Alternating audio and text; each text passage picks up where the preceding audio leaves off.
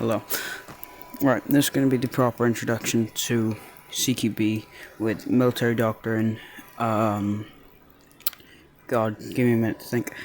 Military doctrine. A little disclaimer to put out there. Certain bits of CQB work most of the time. This doesn't mean it's going to work all of the time in real life, let alone games. Certain things I'm going to be talking through in this part, I'll do probably like 3 or 4 parts. I'm going to probably have it going over the basics today. Obviously the last video I did on it wasn't very good because I had my mate with me. He was just commanding me around, alright? So I'm going to give you a little bit of basics on this and we'll get to it.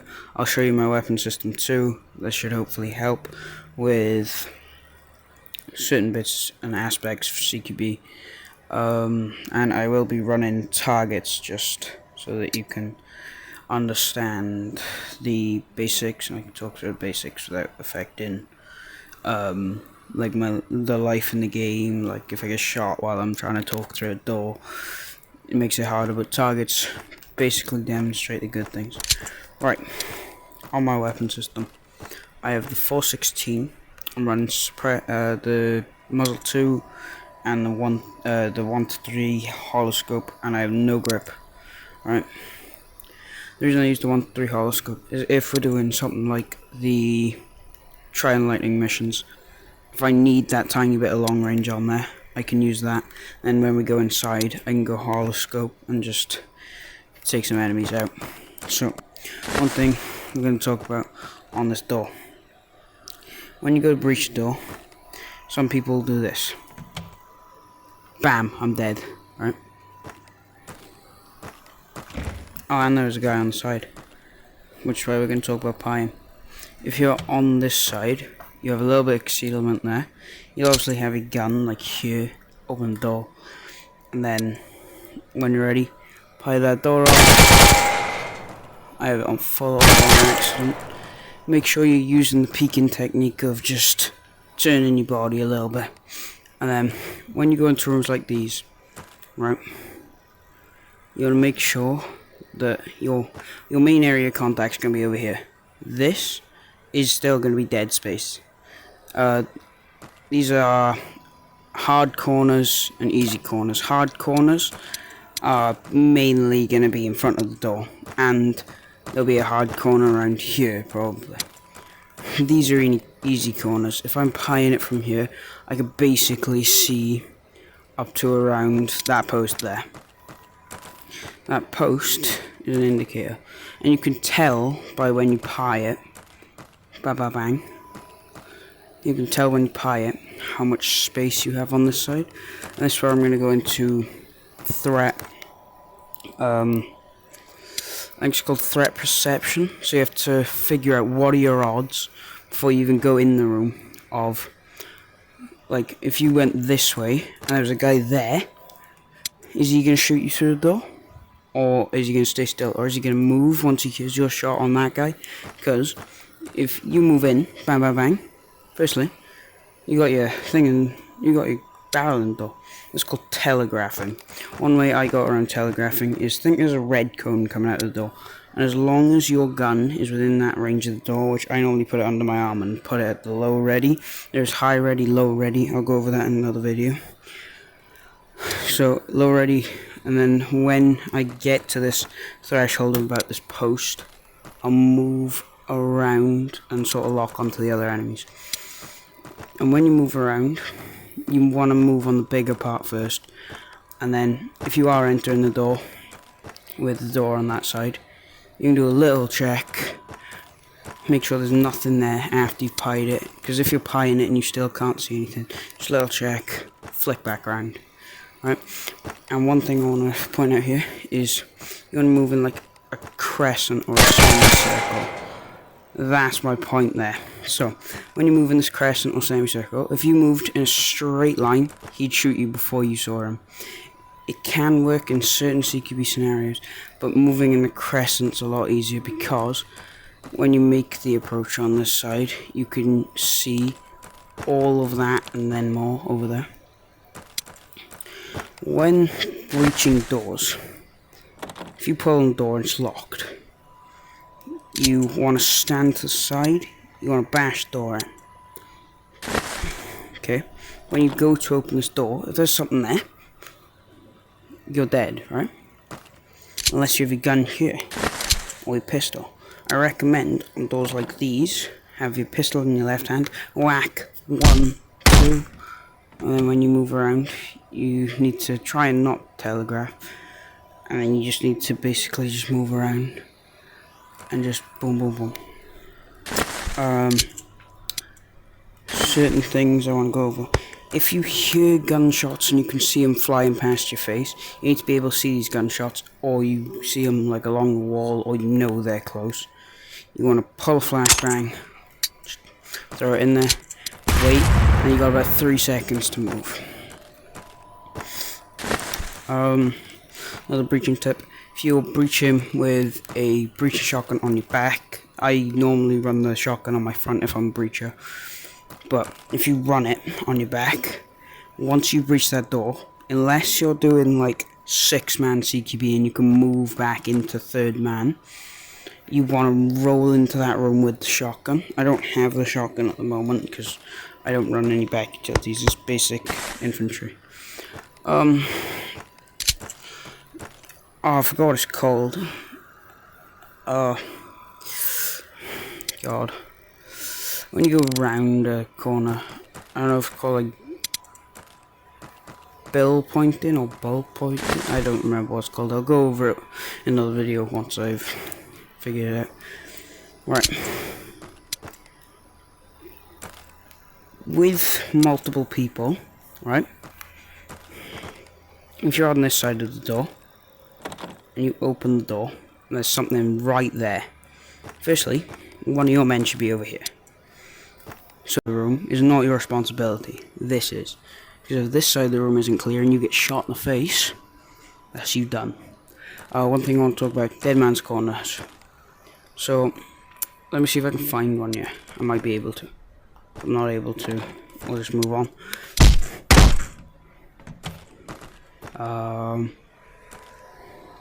No, it's not dead man's corner. No.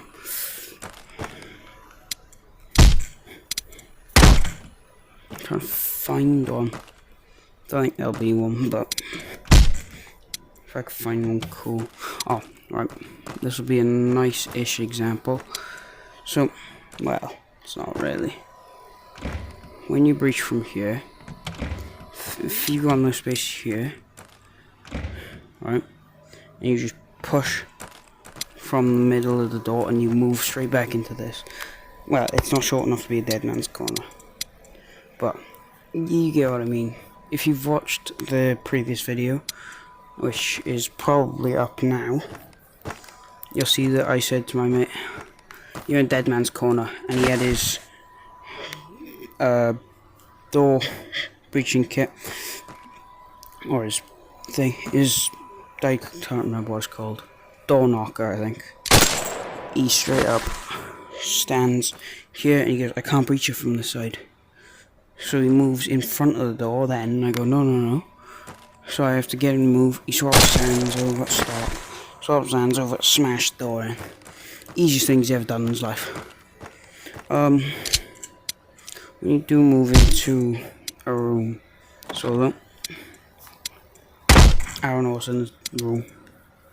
And basically push, pull back, and lower ready. Once you come around this door, once you see that post on a high, if you do want to center check, stop and center, but make it brief. So it's like bang, bang, move again. If you have 2 people, center checking becomes easy. Then you move back. But you need this fast, so even if you just come in, bam, bam, center check, move back, bam, bam, move back. And then this door, I can't see what's past this door. If you really wanted to, in a real scenario, you wouldn't really do this. You can get a second look out of the room from a different point of view. I'd recommend, if you are doing that, to just reach over, close the door. Hopefully the door closes properly for you. Opening this side of the door, move him. Open areas like this. People are always like, alright, I'm just going to stick to this side. No. That's already telegraphing there. In this, there's a big red box instead of a cone. So when you go past, as soon as you pass this post with any weapon, they can see it. So you want to use the most of your space, try and run that and bang bang bang. It doesn't really matter what you hit as long as you get 3 to 4 shots on the chest, it'll kill them. Armoured will probably take about 5 shots. One thing is, if you have doors like these that are open and you see it from here, never go through that door. Go through here, either leg it round or leg it through, because if you see that and they run through that gap as you're breaching, if your reaction time isn't fast and you've got your gun at the low ready, it's bang, dead.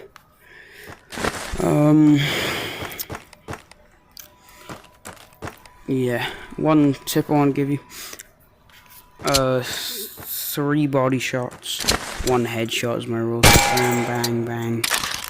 Yeah, just bang, bang, bang, bang, bang.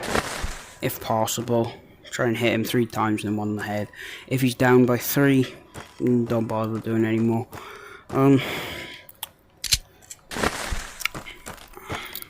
trying to think if there's anything else I can tell you right now, because the next video won't be tactics, it'll be like reaction timing, and it'll be like teaching what certain things mean, and I might do like code words and stuff like that, but there's really no point. If you were to, it's probably dead man's corner. If you're in a corner like that, never do that. It's better just bang bang, go. Hopefully it's open. Then you can just go straight for the kill. Oh yeah, group in too. Nice line. When you have like 6-man squads, you want your medic at the back. This will be the stuff I'm sort of talking about, is like logic and player positioning. In your team, you should have 1 breacher, that's 3rd man. He should be right between 2 riflemen. You need a total of 3 riflemen. So you have 2 here, breacher, 1 rifleman, 1 medic at the back. If you want, you can run 4 riflemen. But I'd recommend changing one of your riflemen for an LMG and leaving him behind in a spot on a mission. If you're in home-based CQB, I recommend having your guy on that strong side, just in the corner, and then as soon as you see something, just absolutely hammer that door open. 2 riflemen here. This perfect example, dead man's corner. When that rifleman opens here, you have no way that you can bail out quickly without being shot. So if you move up here, somebody there is going to get you. If you move here, somebody there is going to... It's just basic logic. Some things you can have in a team. You could have like a logic, like I think it's called Marsoc, I'm not sure, where you have 1 person, and while you're stacked or just before you go into the actual mission, he'll go, alright, here's the game plan, and he'll like say different command codes and hand signals. Oh, I've turned night vision on. So like that would mean hold, that means go, and that team, which, yeah. Right, another bit of logic I'd like to show you. Have either the second to last man or last man as medic having the bomb, because if they're last to move into that room, rarely I see the fact of the people dying with the bomb if they're last. I see it like once or twice when they rush into the room. No, you should be staying back, waiting for them to move in, saying clear, and then you can move. The medic's main job is to keep people alive. But if you don't have a medic, because at one point you'll take your milsim group to another level and you won't have stims on every person. So if your main guy goes down, main medic, you will be done for, because you've got no way to revive your teammates, especially if you're doing 0 respawns. If you can't revive your teammates, that's a problem. Like, my basic is flashbangs and meds, because I need to revive or heal myself, and then if I need flashbang a room. Single stacking, I would recommend here, and in that place we were before. I don't know how I got out here. I think it was around the side, wasn't it? It's around here. This is where I'd recommend single stacking. You can't do split stacking here because bam, bam, bam, and obviously dead man's corner. So single stacking, you would say like breacher up, or you check door yourself, push it out. But if you have your breacher up, you stand back one, everybody moves back one. You'll have that space to move back once the breacher's moved ahead. He goes bang, ready, and breachers, you want to be like here when you're popping the door open, because even if there's something over there, if you one-hand it and you go bang, that's going to be hella easy just to, yeah, if you have it in this hand and you go bang, ready, move back, even if you panic and you move to back, it doesn't really matter, as long as after that you move back to third. I recommend not doing the thing that everybody does and split into 2 teams for the permanent of the mission. It makes it difficult, it makes it hard. Plan your missions as single teams, because when you have double teams, or you know, when you have 2 teams or 3 teams moving into different objectives, if one man goes down in that team, there's only 1 man left, or 2 men, 3 men left in those teams. I would recommend splitting inside a building, like, you know, the Bin Laden compound. Like, you could move into 2 or 3 teams to clear each floor. So you have like 2 teams. There's doors here, and then they both stack on each side. Boom, they breach, clear it out. One tip I want to give you: make sure you can flow with this person. Make sure you trust this person. So when you move into a door, if you're moving like this, you want your second guy to be going in and round. Obviously, I wouldn't move that fast through a door, because if I had pied this, I would be able to see that, and I just move him like that, shoot him, go back round.